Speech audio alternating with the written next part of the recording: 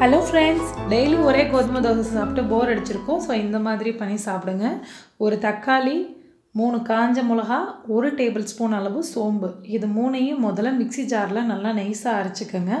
ரொம்ப நைஸாக அரைக்க வேண்டாம், இந்த மாதிரி சட்னி பதத்துக்கு அரைச்சிக்கோங்க. இப்போ நம்ம மாவில் சேர்த்துக்கலாம். நீங்கள் யூஸ்வலாக கோதுமை தோசைக்கு எப்படி மாவு கரைப்பீங்களோ அதே மாதிரி கரைச்சி அந்த மாவில் இதை சேர்த்துருங்க. இதில் ஒரே ஒரு பிஞ்ச் அளவு மஞ்சத்தூள் எல்லாத்தையும் போட்டு நல்லா மிக்ஸ் பண்ணிவிட்டு 5 அல்லது 6 மிளகு போடுங்க. இப்போ கல் காஞ்சிருச்சு.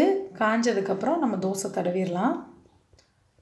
ஸோ இந்த தோசை பார்த்திங்கன்னா சுகர் பேஷண்ட்ஸ்க்கெலாம் ரொம்ப பிடிக்கும்னு நினைக்கிறேன். ஏன்னா ஒரே கோதுமை தோசை சாப்பிட்டா அவங்களுக்கு வந்து ரொம்ப கோதுமை தோசையை சில பேர் வெறுத்துருவாங்க. பட் இப்படி டிஃப்ரெண்ட்டாக பண்ணி சாப்பிட்றப்ப அது கட்டாயம் உங்களுக்கு பிடிக்கும். இன்னும் 2-3 வெரைட்டி நான் கோதுமை தோசையில் ஆல்ரெடி போட்டிருக்கேன். ஸோ அதோட லிங்க்ஸ் எல்லாம் டிஸ்கிரிப்ஷனில் தரேன், செக் பண்ணி பார்த்துக்குங்க. இப்போ தோசை செவந்துருச்சு, திருப்பி போட்டுருவோம்.